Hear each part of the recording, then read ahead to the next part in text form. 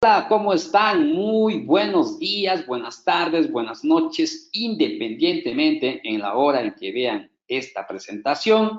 El día de hoy, el Instituto de NIF presenta la primera sesión del taller virtual Implementación de NIF para Pymes.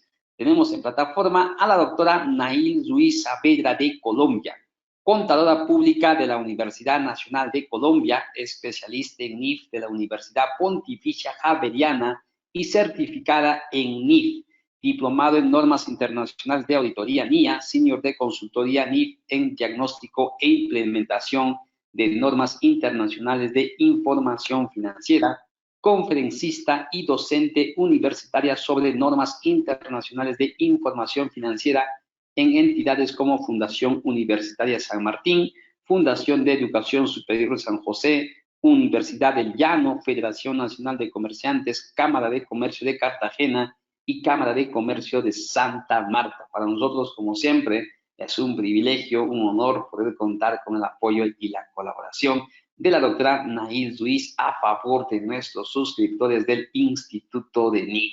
Sin más preámbulos, vamos a cederle el micrófono y la presentación para dar inicio a esta sesión. Doctora Nail, ¿cómo está? Muy buenos días. Tiene el micrófono habilitado. Iniciamos con nuestra sesión. Muy buenos días a todos. Estas sesiones que vamos a ver de implementación de NIF para pymes, la vamos a separar en 3 sesiones. La sesión de hoy vamos a ver la parte de activos, mañana vamos a ver pasivos y el día viernes vamos a ver la elaboración del estado de situación financiera de apertura, las conciliaciones de patrimonio y de resultados. ¿Cuál es la idea de estas capacitaciones? O principalmente, ¿cuál es el objetivo de esta capacitación del día de hoy? El día de hoy, inicialmente, voy a hacer una serie de preguntas para que por favor ustedes interactúen en el chat con las respuestas respecto a las diferentes secciones de la NIF para pymes que nos hablan de activos. Es decir, tomé principalmente instrumentos financieros, inventario, propiedades de inversión, propiedad, planta y equipo y activos intangibles.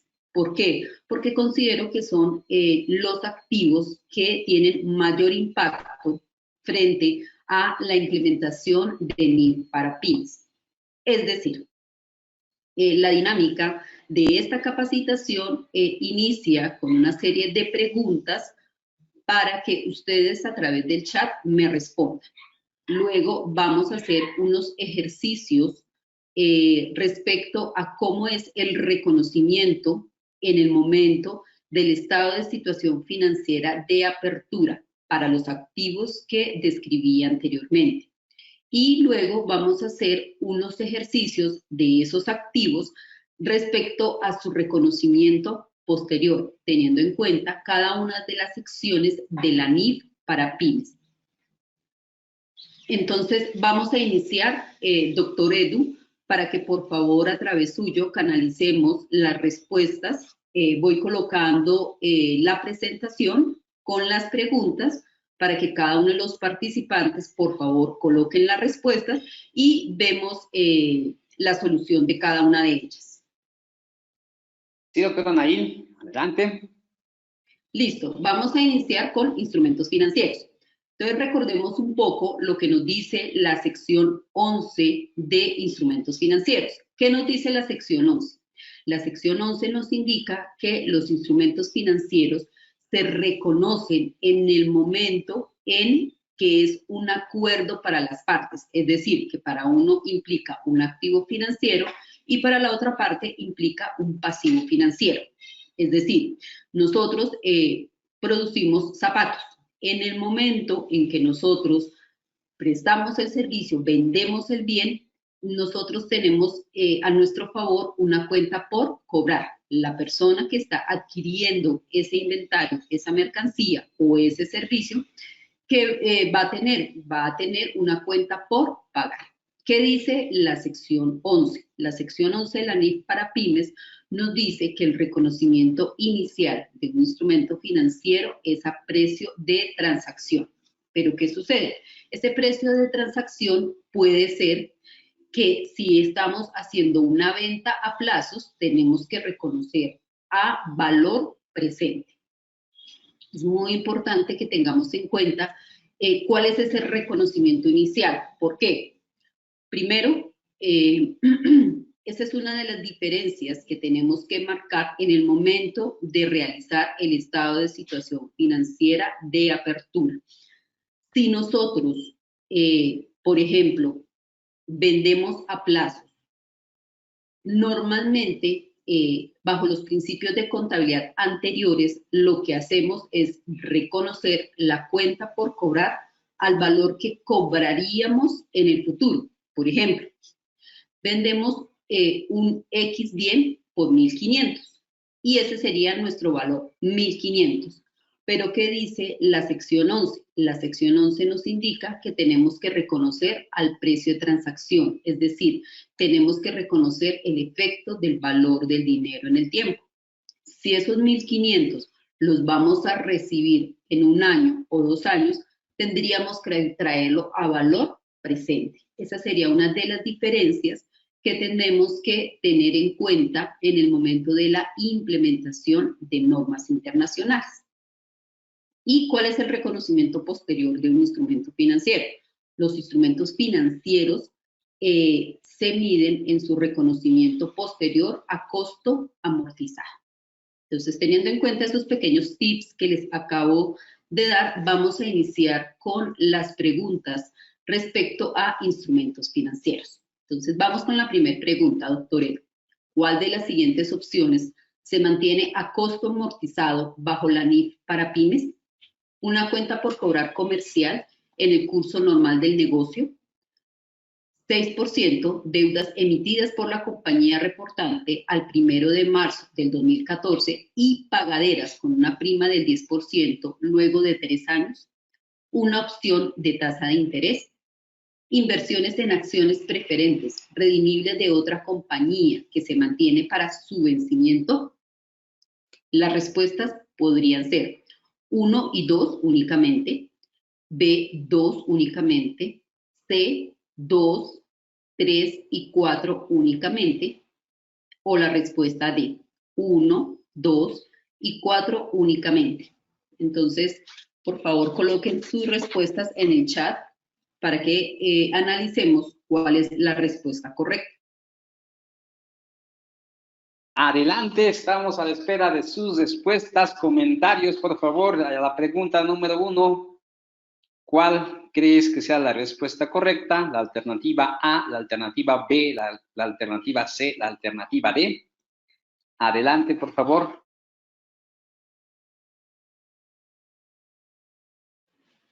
Tania nos dice, Tania Sánchez, la C, Tomasa Catline, la 1, que es la A, Jimmy, la A, Alexander, la D, Alexander B, Glenda C, Heiler, la A. Opción 2, únicamente nos dice Antonio José, Luis, la B, Oscar, la C, Stephanie, la D, Ana, la C, Janet, la B, a mi criterio la C, Alberto, Rubén, la D, Francisco, la C, Richard, la D, Doris, la A, Yamile, la C,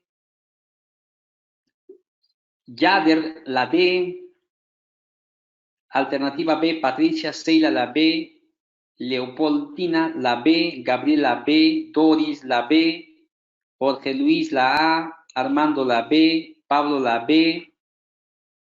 Wow, se extienden los comentarios, doctora Nail. Tenemos opiniones divididas entre las 4 alternativas. Claro es que no hay una alternativa ganadora. Ok, perfecto. Entonces analicemos la respuesta.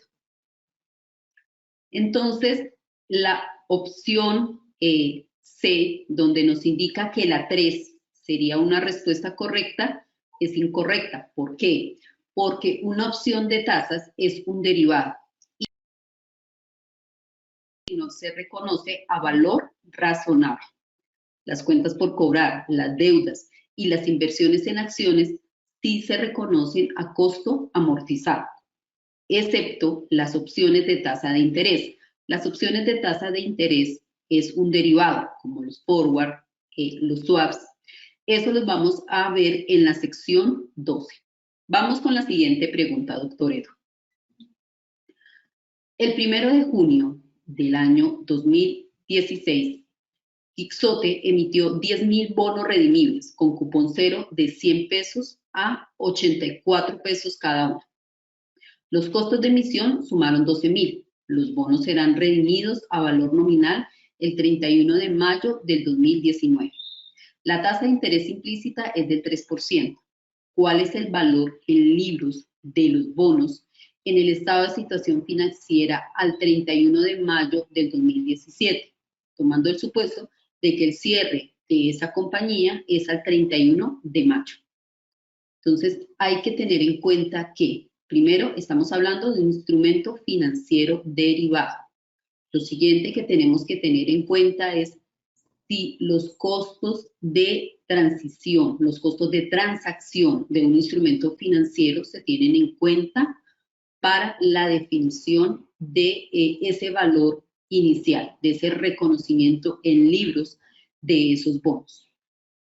¿Listo? Entonces, la alternativa A, 840.000, la alternativa B, 869.400, la alternativa C, 881.400 y la alternativa D, 1.000.000. Entonces, quedo a la espera de sus respuestas.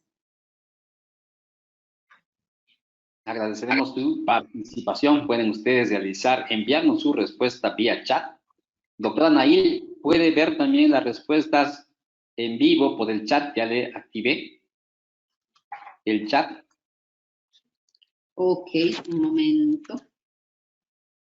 En la pestaña preguntas lo podrá ver, doctora. Adelante, por favor. Ya tenemos a Carlos Castro con la alternativa B.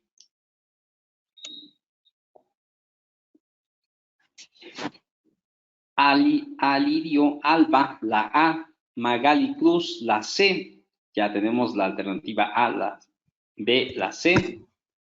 Anímense. Adelante, por favor. Tomasa, la alternativa C.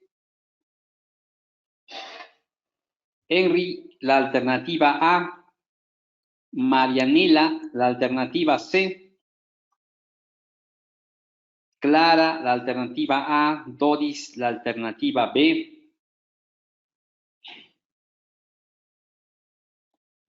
Juan, la alternativa A. Tenemos alternativas, doctora. Las respuestas que nos están indicando es la A, la B y la C. Ezequiel, la alternativa D. Rubén, la alternativa A. Luis Gustavo, la C. Carlos, la C. Luis Miguel, la C. Patricia Juárez, la A. Rodrigo, la A. Irma, la C. Las dos alternativas más votadas, doctora Nail, la alternativa A y la alternativa C. Ok, entonces vamos a analizar la respuesta. Entonces, ¿qué es lo primero que tenemos que establecer? ¿Cuál sería el valor de esos bonos redimibles? Entonces, son 10.000 bonos a 84, entonces tendrían 840.000. Los costos de transacción los vamos a descontar. Entonces, vamos a descontar esos costos de emisión y ¿qué debemos tener en cuenta? Los intereses. ¿Por qué? Porque vamos a calcular ese 5% de intereses. El valor, la respuesta sería la B, 869.400. Entonces, aquí, ¿qué es lo importante? Lo importante es tener en cuenta lo que nos habla la sección 11 del método de interés efectivo. ¿Qué es el método de interés efectivo? Es la forma como se determina el costo amortizado de un instrumento financiero. Es decir, para asignar ese método de interés efectivo, lo que hacemos es tener en cuenta cuál es la tasa de interés de ese instrumento financiero. En el caso de los costos de transacción, pues los vamos a descontar. Entonces, la respuesta en este caso sería la B. Siguiente pregunta.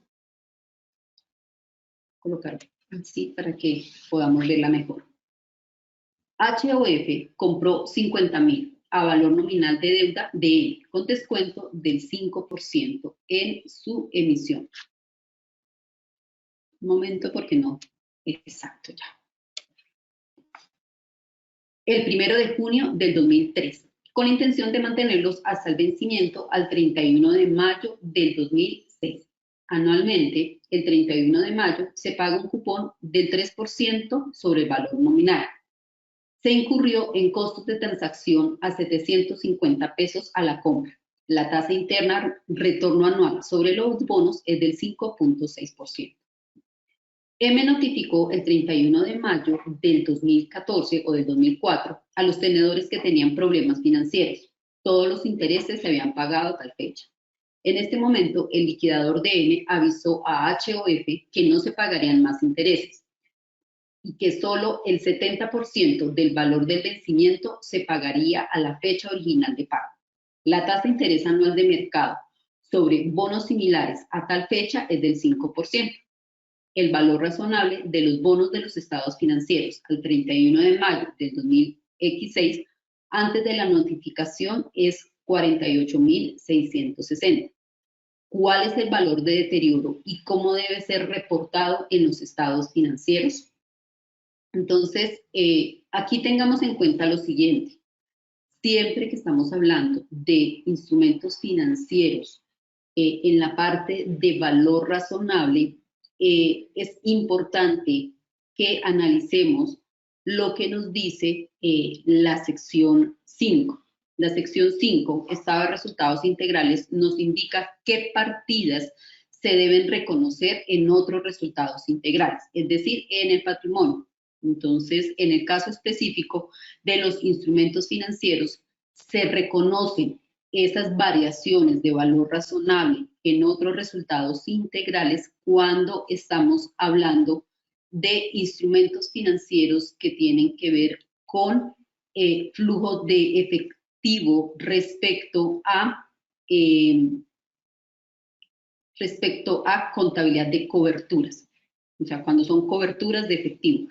Este ejemplo no es de instrumentos financieros derivados, no es de coberturas. Es sencillamente un ejercicio de instrumentos financieros sencillo que nos habla de qué valor debemos reconocer en el deterioro de los bonos de deuda de N. Hago la aclaración pues, para que tengamos en cuenta que en este caso no sería ni la respuesta A ni la respuesta B, que nos dice que se debe llevar en otros resultados integrales.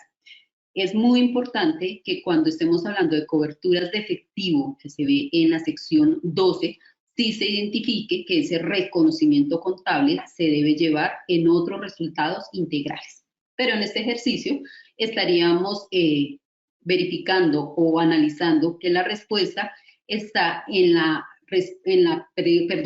respuesta sería la C o la D. Entonces la pregunta es, ¿cuál es el valor por deterioro y cómo debe ser reportado en los estados financieros? Espero respuestas.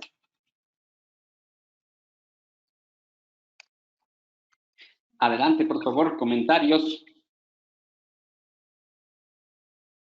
Bien, aquí ya están participando. Rubén nos dice la alternativa D.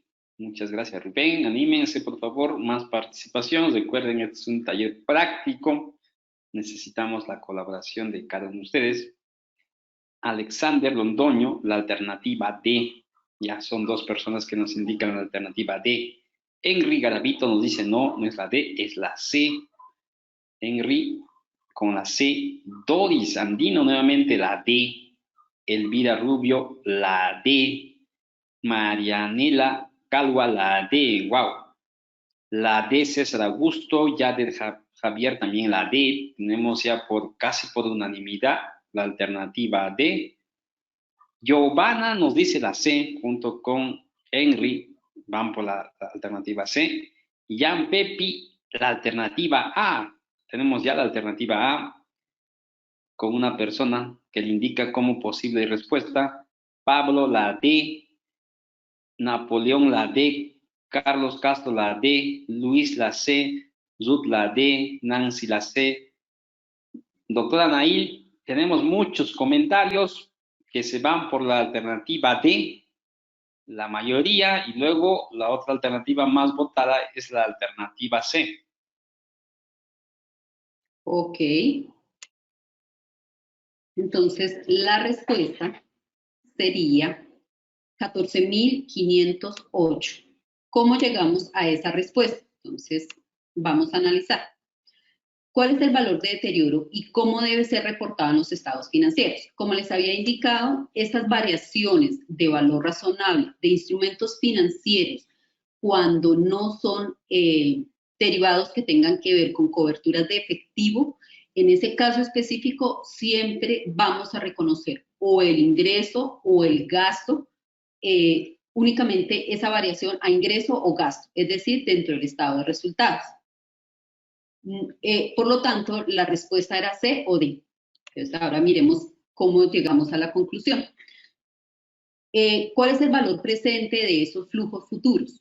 Entonces, tenemos un valor de intereses futuros, que es tener en cuenta que son 50.000, que es el valor nominal, la tasa de descuento es del 5%.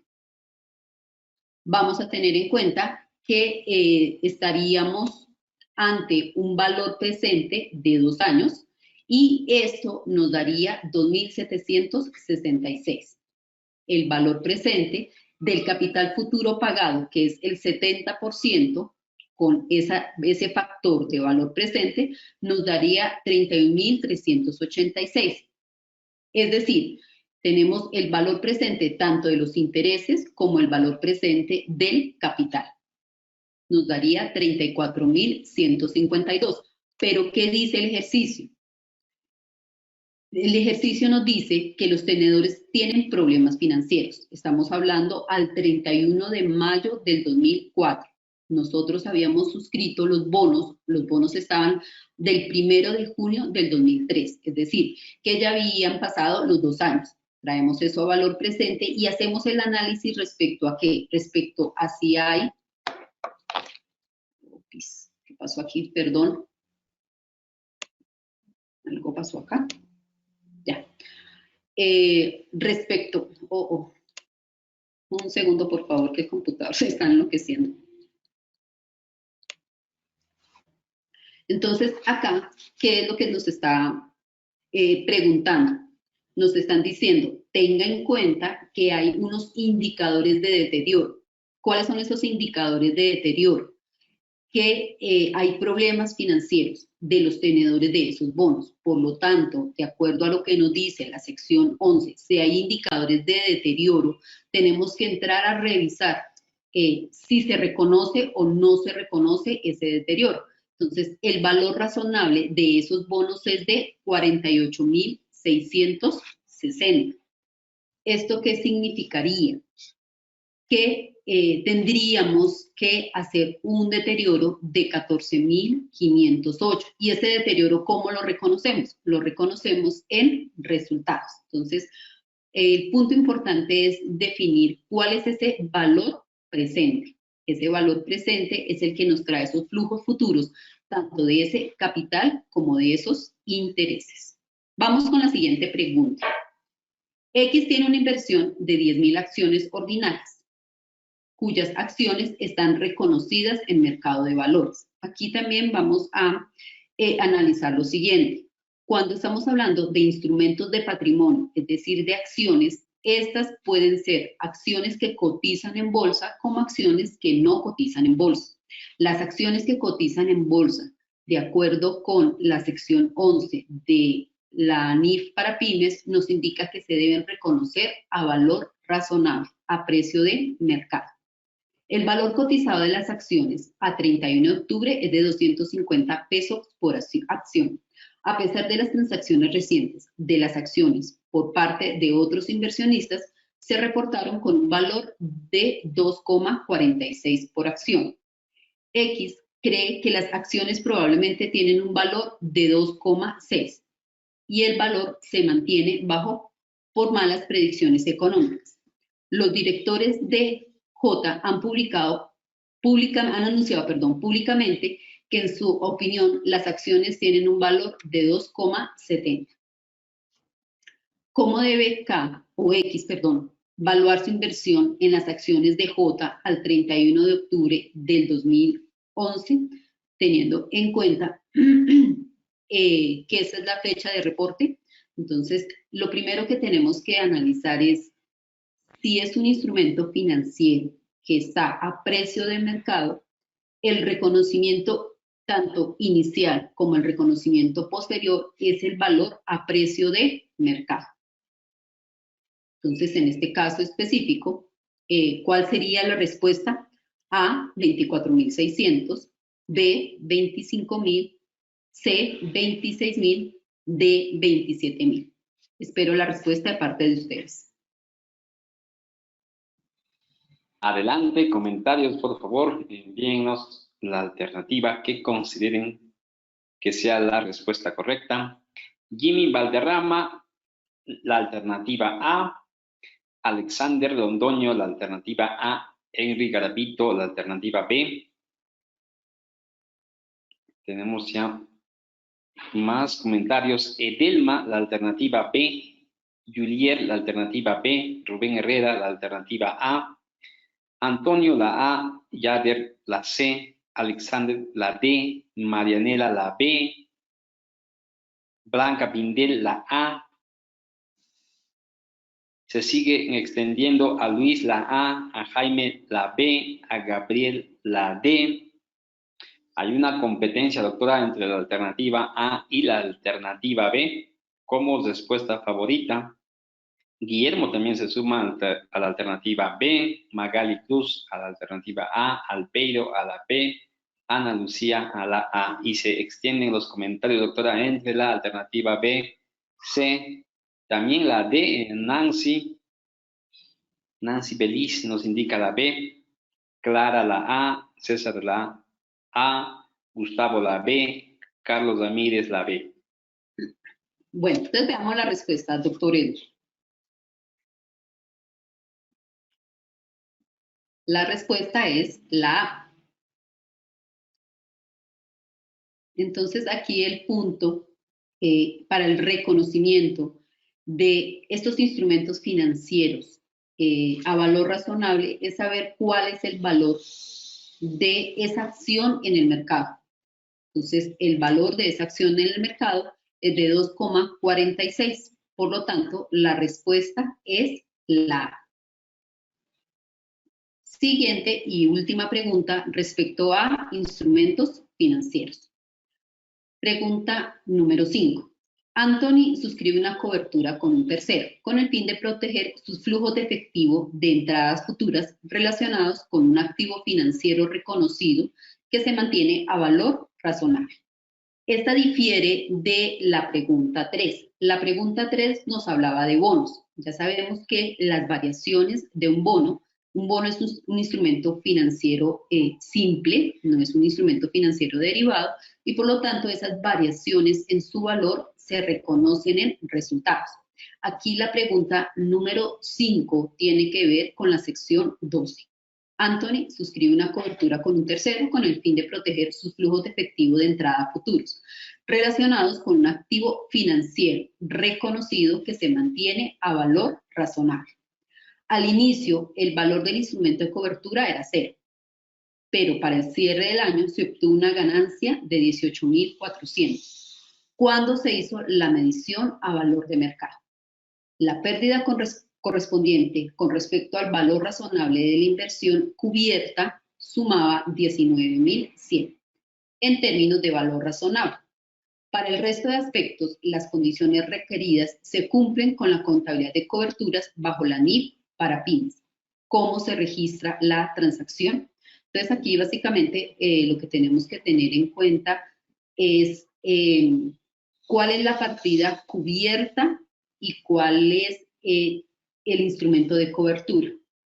Entonces tengamos en cuenta que el instrumento de cobertura, de acuerdo a lo que nos dice la pregunta, obtuvo una ganancia de 18.400 y que el instrumento cubierto, o sea, la partida que está cubierta, tuvo una pérdida de 19.100.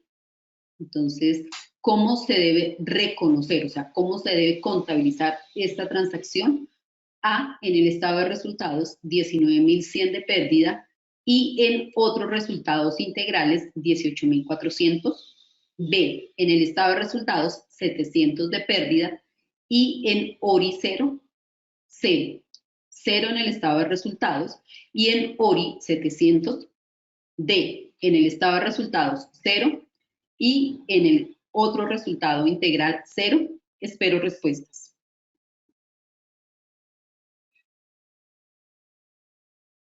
Adelante, comentarios, por favor. Vamos a ver. Tenemos ya la respuesta de Ezequiel. Ezequiel pregunta, ¿habrá que hacer un registro por deterioro? Magali, la alternativa A. Víctor, la alternativa A. Jimmy, la alternativa C. Juan, la alternativa B. Antonio, la A. Dodis, la C. Henry, la C. Alexander, la C. Mayra, la A. Tomás, la B. Alexander, la B. Luis, Gustavo, la B. Tenemos a la alternativa con más votación, doctora, la alternativa B. Clara nos indica la alternativa A.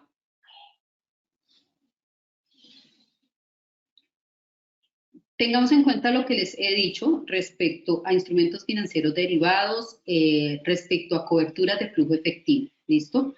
Esta es una partida que se debe reconocer en el ORI. ¿Cómo se debe reconocer en el ORI? Entonces, tendríamos que analizar cuál es el valor de la partida. Entonces, la partida en sí tiene 19.100, o sea, el instrumento financiero como tal tiene una pérdida de 19.100 y la partida cubierta, perdón, y el instrumento financiero de cobertura tiene una ganancia de 18.400. Por lo tanto, la diferencia, perdón porque aquí quedó mal coloreado, esta no es la respuesta, pido disculpas en el momento en que se editó este color, aquí está mal. Aquí la respuesta es la C, estado de resultado 0 y,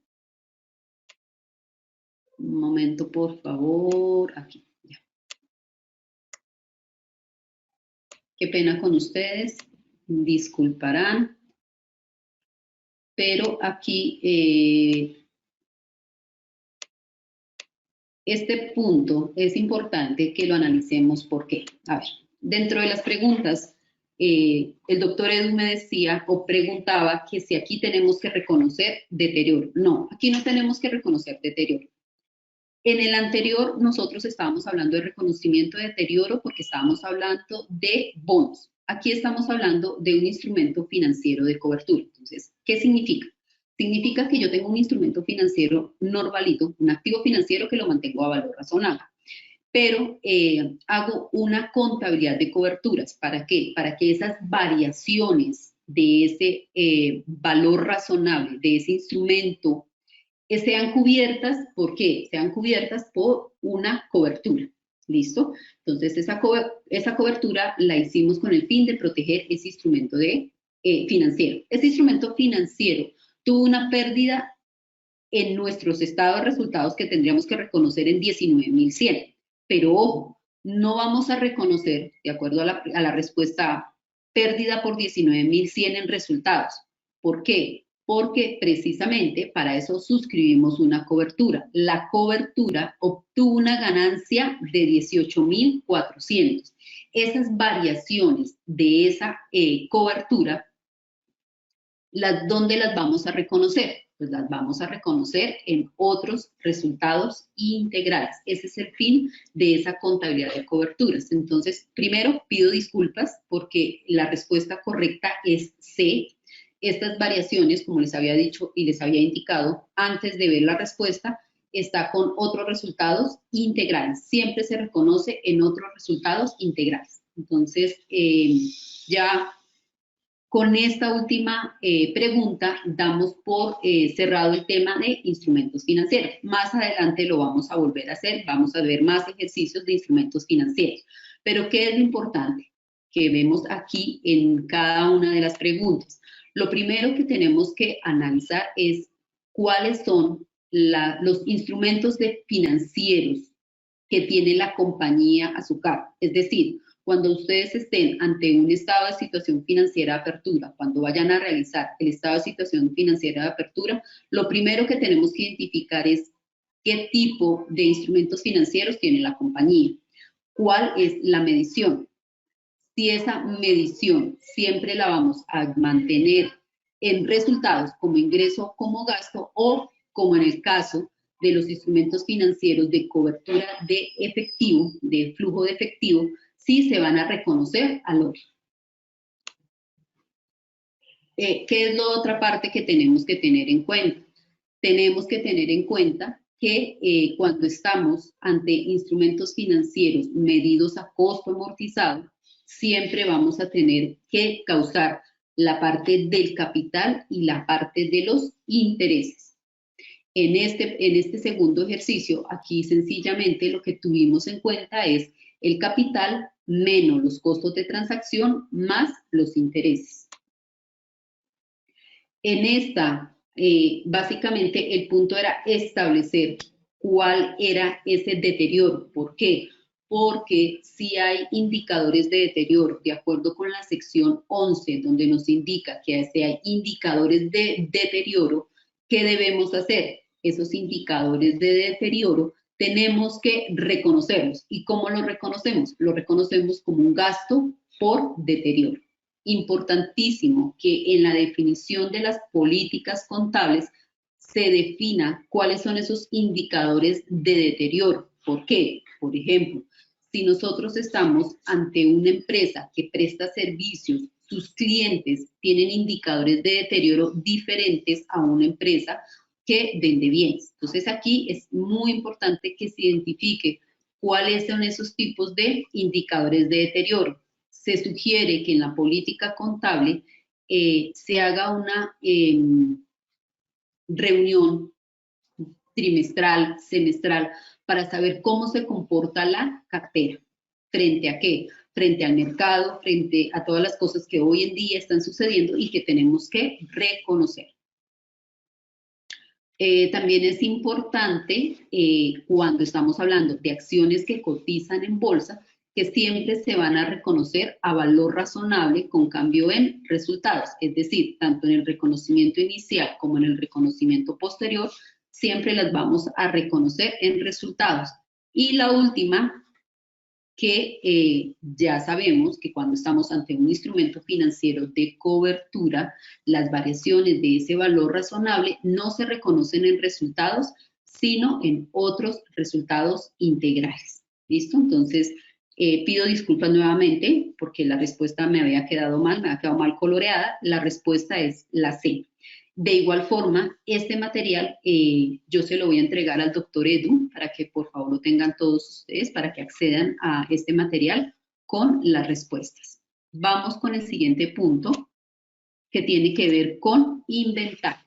Bueno, entonces aquí con inventarios, antes de que comience con las preguntas, porque ¿cuál es el fin de estas preguntas? El fin es que hagamos un repaso. Aquí no estamos haciendo aún ejercicios prácticos, estamos simplemente haciendo un repaso frente a lo que tenemos que analizar en el momento de elaborar tanto el estado de situación financiera de apertura como nuestros primeros estados financieros bajo la NIF para pymes. Entonces, aquí en inventarios, ¿qué debemos tener en cuenta? El punto más importante que debemos tener en cuenta en inventarios es respecto al valor neto de realización. ¿Qué es el valor neto de realización? ¿Qué dice la sección 13 de inventarios?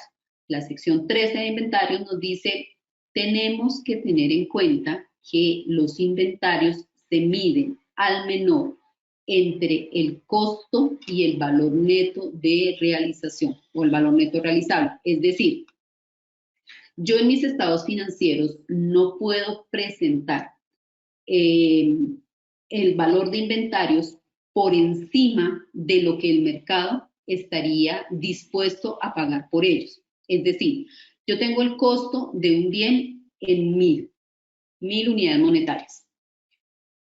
Si yo hago el ejercicio de calcular ese valor neto de realización, que es tomar el precio de venta menos los costos de terminación y venta, supongamos que ese inventario lo tengo en 1000 y al hacer el ejercicio de ese valor neto realizable me queda en 900. ¿Qué significa? Significa que yo tendría que ajustar mis inventarios a esos 900. ¿Por qué? Porque 900 está constituido por ese precio de mercado, es decir, lo que los usuarios están dispuestos a dar, teniendo en cuenta que tengo que descontar tanto los costos de terminación como los gastos de venta. ¿Listo? Entonces aquí estos ejercicios básicamente es para que afiancemos un poco más nuestros conocimientos respecto a la sección 3. Doctor Edu, entonces iniciamos, vamos con la primera pregunta. Sí, doctora. Entonces, nuevamente, vamos a hacer este ejercicio. Haciendo este ejercicio, este primer ejercicio, vamos a entender la dinámica de lo que es el valor neto realizable o de realización. Este tiene los siguientes valores de inventario con respecto a 3 líneas de producto que vende a 31 de diciembre. Es decir, la empresa cierra sus estados financieros a 31 de diciembre. Tiene 3 productos, el producto A, el producto B y el producto C. ¿Qué unidades mantiene? Para cada uno de ellos, 100, 100, 200. ¿Cuál es el costo? 30 para el primero, 50 para el segundo, 52 para el tercero. ¿Cuál es el precio de venta?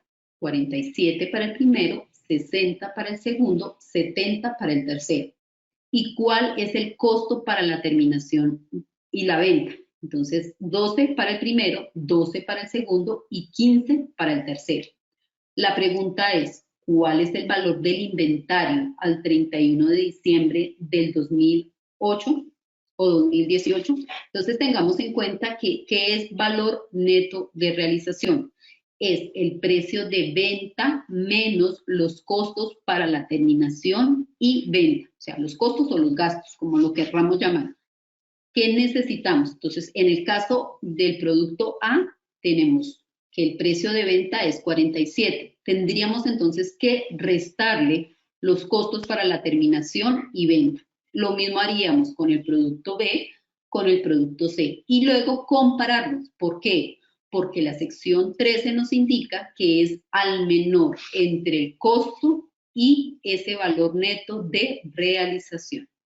Y pues tenemos que identificar cuál es para cada uno de los productos. Entonces, la primera respuesta, la A, es 24.700, la B, 22.300, la C, 18.400 y la D, 18.200. Esperamos sus respuestas. Comentarios, por favor, envíennos la alternativa que consideran que sea la respuesta a la pregunta 1.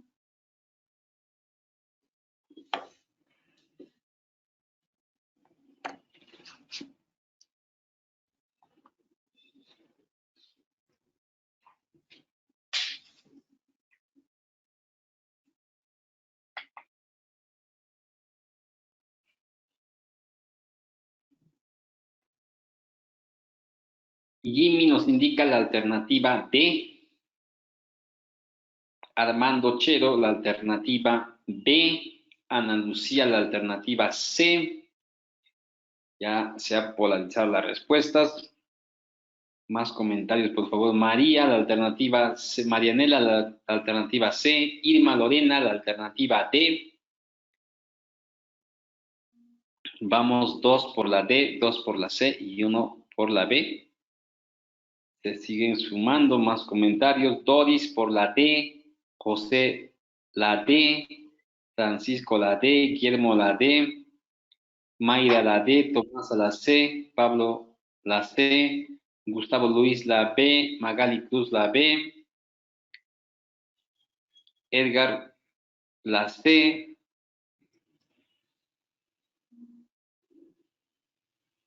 Diana la A, César la D, Alirio la D. Tenemos opiniones divididas, doctora, entre la D y la C, con más alternativas. Entonces veamos la respuesta. Entonces, ¿qué es lo que nos dice la sección 13? La sección 13, en este caso sería la respuesta D, pero antes de mirar la respuesta, miremos el contexto de cada uno. ¿Qué es lo que nos dice la nota? Veamos el producto A. El producto A dice que el costo es de 30, pero ¿cuál sería el valor neto de realización? Nos decía que el precio de venta del producto A es 47, menos los costos de terminación y venta, que serían 12. Eso nos daría un valor neto de realización o un precio de venta menos esos costos de 35. Como tenemos que coger entre el menor entre los dos, si mi costo es de 30 y mi valor neto de realización es de 35, tendríamos que tomar el costo que es de 30. Ahora, el producto B. El producto B nos dice que tenemos un costo de 50, pero que su precio de venta es de 60.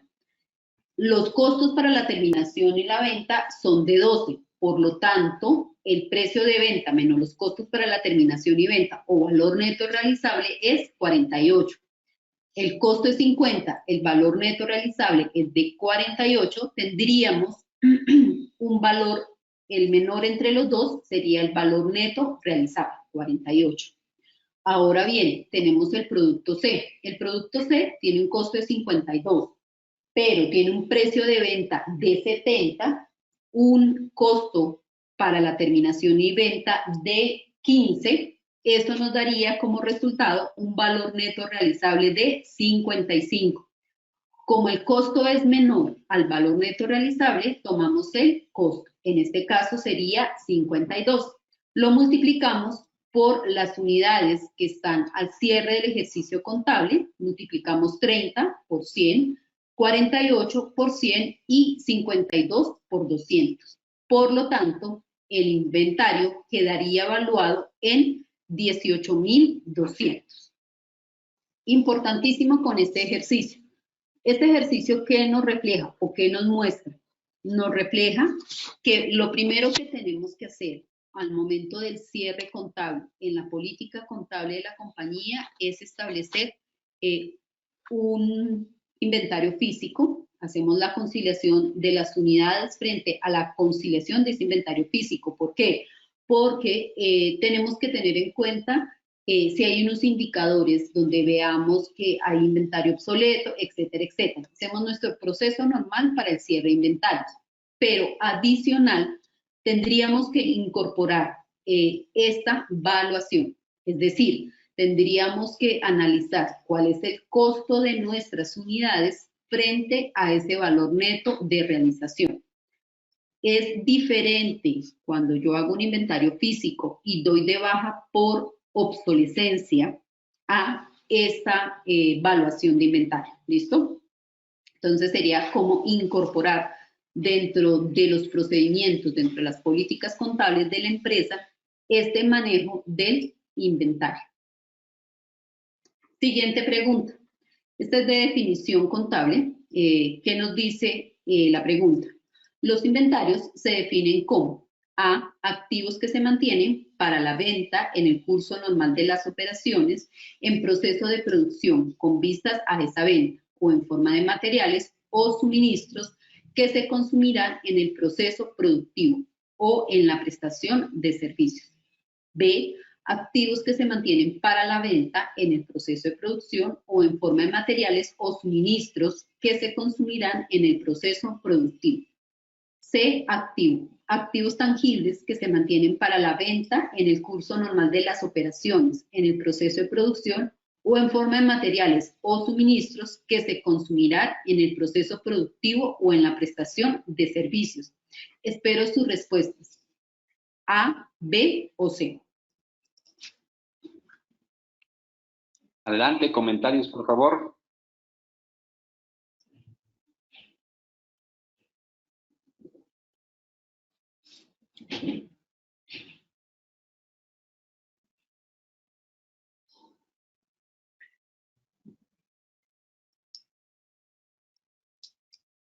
Mientras nos llega la respuesta, doctora, tenemos una pregunta de Ana. Disculpe, doctora, nos dice, ¿y qué pasa con los inventarios que se tienen para uso interno, que se necesita para el servicio? No es para vender. Ok, el que está en el curso normal de las operaciones. Entonces, en ese caso específico, cuando tú estés definiendo la política contable, tendríamos que separar. Vamos a tener mis inventarios para la venta y los inventarios que son los suministros que son para el consumo, que son de uso interno. En este caso específico, ¿cómo le vamos a hacer la medición del valor neto realizable? No tenemos un precio de venta.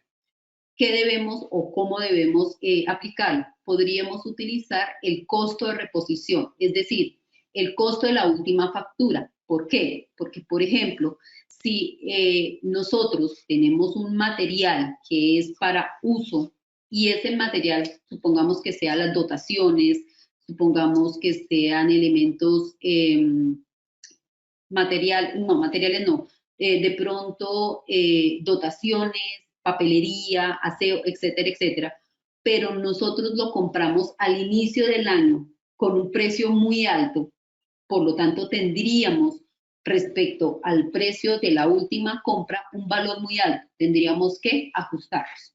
Lo que les decía, ¿cuál es la dinámica de la sección 13? La dinámica es que los inventarios se miden al menor entre el costo y su valor neto de realización.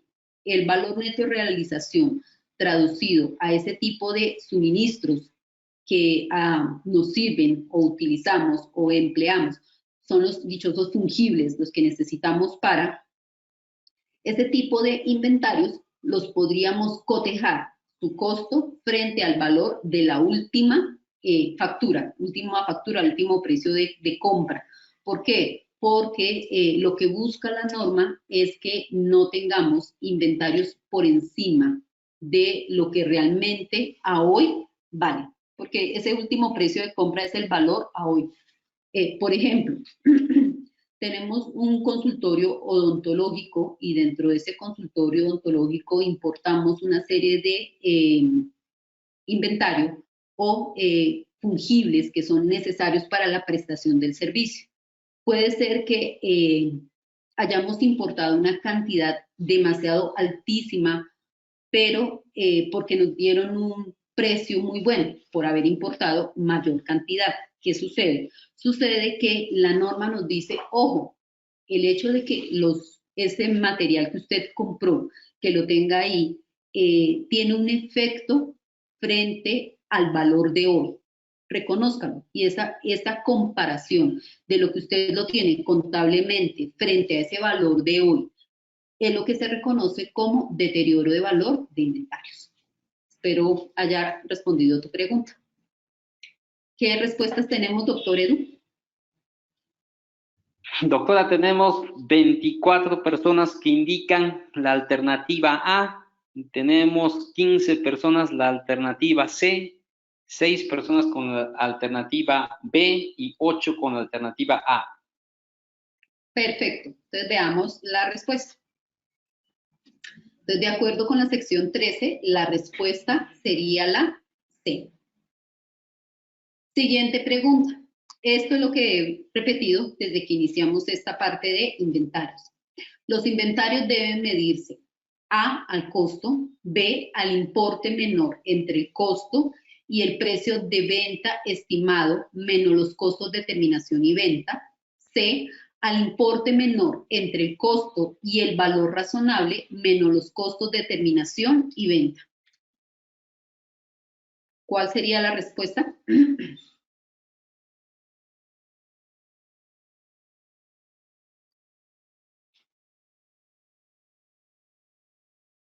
Comentarios, por favor, envíennos la respuesta que consideren correcta. César, la alternativa A, Ana Pulio, la C, Alirio, la alternativa B, Lidia, la B, Josué, la B, Víctor, la B, Juan, la C, Luz María, la C. Se extienden las preguntas. La C nos dice Irma, Francisco, la B, José, la C, Maudi, la C, Pedro, la A, Albeiro, la C, Freddy, la C, Juan, la A. Entre la alternativa C y la A, doctora.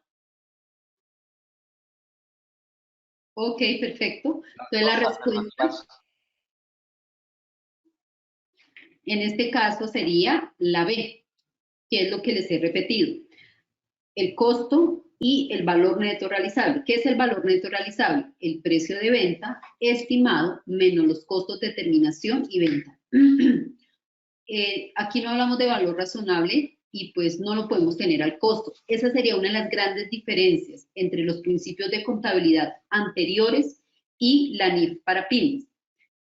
Por ejemplo, nosotros en Colombia, cuando hicimos la implementación de NIF para pymes, ese fue uno de los grandes cambios, que nosotros manejábamos los inventarios al costo y no hacíamos esa comparación contra ese valor neto realizable, que es el precio de venta estimado menos los costos de terminación y venta. Entonces, ese es uno de los grandes cambios de pasar de los principios de contabilidad anteriores a la NIF para pymes. Y cuarta pregunta respecto a inventarios. El costo del inventario es la suma de costos de adquisición y costos de transformación, B, costos directos, costos indirectos y otros costos, C, costos de adquisición, costos de transformación, por ejemplo, costos indirectos de producción distribuidos y otros costos incurridos para dar a los inventarios su condición y ubicación actual. ¿Cuál sería la respuesta? Adelante, comentarios a la espera de sus respuestas. Vamos a ver, tenemos aquí ya el chat.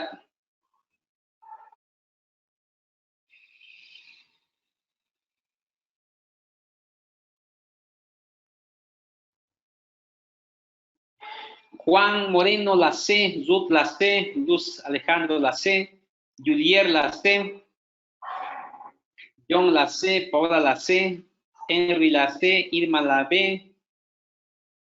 Wow, por unanimidad, doctora, Nail la C, el 99%. Perfecto, es la respuesta correcta. Y vamos con la última pregunta de inventarios. El costo de los inventarios no incluye salario del personal de fábrica, costos de almacenamiento necesarios en el proceso productivo, previos a un proceso de elaboración ulterior y costos de venta, importes anormales de desperdicio de materiales y costos de venta.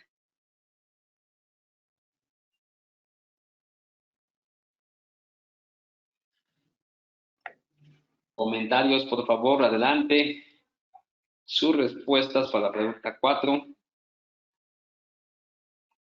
Tenemos aquí a Lester la C, Jairo la C, Alexander la A, Nancy la B, Clara la C, Vilma la B, Edgar la C, Andrea la C, Yang B, Selene la C, Víctor la A, Pablo la C, Alirio la C.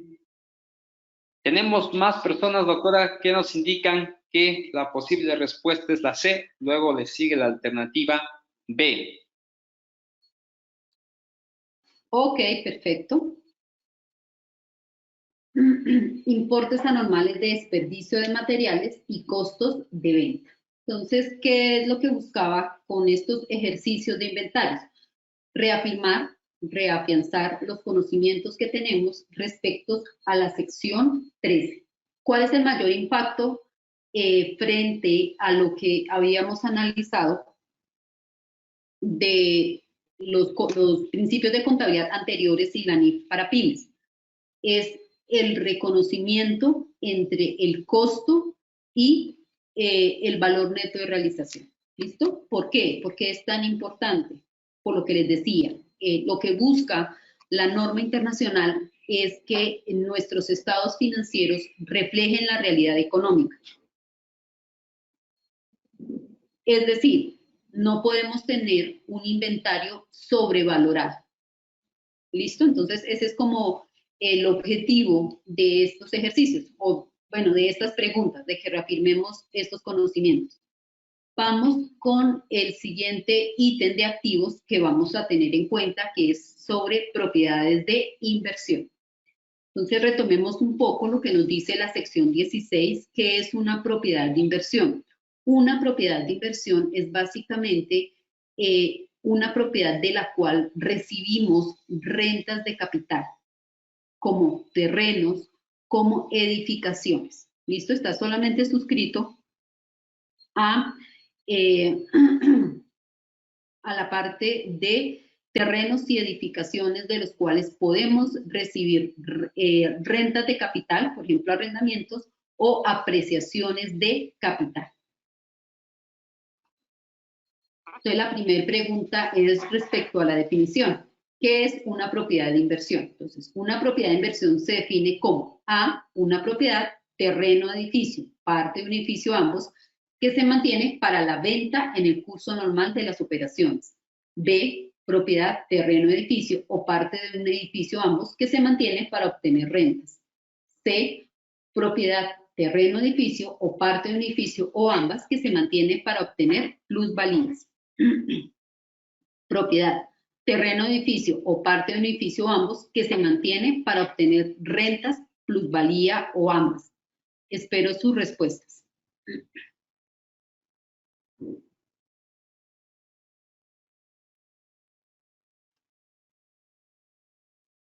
Comentarios, por favor.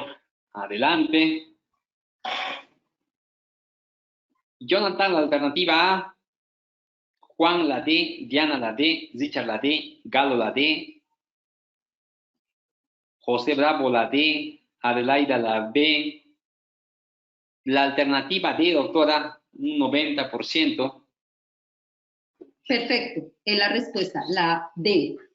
¿Por qué? Porque cuando nosotros estemos haciendo la implementación de NIF para pymes, ¿qué tenemos que identificar? Tenemos que identificar dentro de nuestro total de propiedades, planta y equipo,